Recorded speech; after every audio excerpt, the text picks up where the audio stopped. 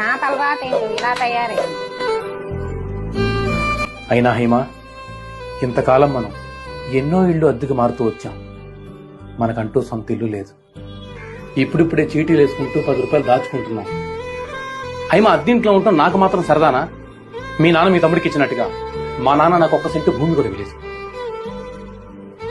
నేనే కష్టపడి సంపాదించుకోవాలి. కనీసం చెప్పుకోవడానికి అడ్రస్ కూడా లేదు. కానీ నేను అలా కాదు, నా పిల్లలకి ఇస్తాను, అడ్రస్ ఇస్తాను.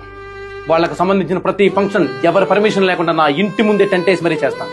నేను చేస్తాను, నువ్వు చూస్తావు, అంతే. నేను స్థలం కొంటాను, నువ్వు చూస్తావు.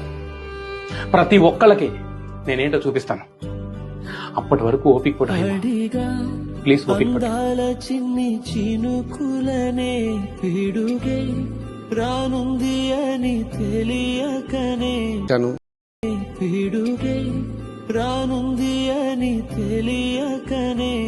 సో ఈరోజు నేను అనుకున్న గోల్ ఏంటిదంటే, పేద ప్రజలు నాకు ఇల్లు లేదు అని చెప్పి చాలామంది ఉంటున్నారు. ఈరోజు మనం హైదరాబాద్, తెలంగాణ మొత్తం చూసుకున్నా, ఉమ్మడి ఆంధ్రప్రదేశ్ చూసుకున్నా కూడా 75% ఇల్లు లేని వాళ్ళు ఉన్నారు, 25% మాత్రమే ఇల్లు ఉన్న వాళ్ళు ఉన్నారు.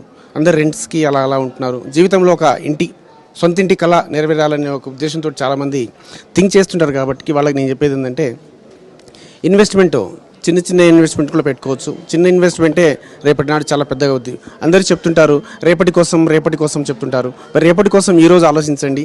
రేపటికి మీ పిల్లలకు మంచి భవిష్యత్తుని, మంచి అసెట్ని ఇవ్వాలని నేను అంటాను. Upper middle and high class పీపుల్స్కి కూడా మేము ఇవ్వడానికి చాలా సిద్ధంగా ఉన్నాము. సో ప్రతి ఒక్కరూ, అంటే ఈరోజు ప్లాట్లు ఇన్వెస్ట్మెంట్ పెట్టిన వాళ్ళే ప్లాట్లు కొంటారా అని కాదు. సో ఇన్వెస్ట్మెంట్ పెట్టకున్నా కూడా మార్కెట్ సామాన్యులకు అందుబాటు ధరల్లో విజయవాడ హైవే చౌటుప్పల్ సమీపంలో జేబీ మెగా వెంచర్. ఇక జేబీలో స్థలం, సామాన్యుడి బలం.